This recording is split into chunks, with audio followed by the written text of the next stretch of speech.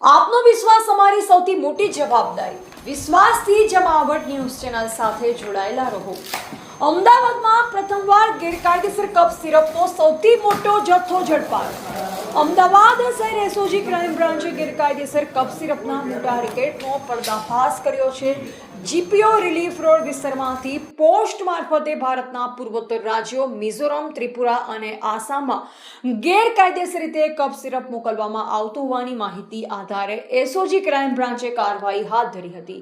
આ કાર્યવાહી દરમિયાન ગેરકાયદેસર વેચાણ માટે રાખવામાં આવેલ કફ સિરપની કુલ 5050 બોટલ જપ્ત કરવામાં આવી છે. જપ્ત કરાયેલ મુદ્દામાલની કુલ કિંમત આશરે 60 લાખ રૂપિયાથી વધુ હોવાનું સામે આવ્યું છે. અમદાવાદમાં અત્યાર સુધીનો ગેરકાયદેસર કફ સિરપનો આ સૌથી મોટો જથ્થો હોવાનું સામે આવ્યું છે.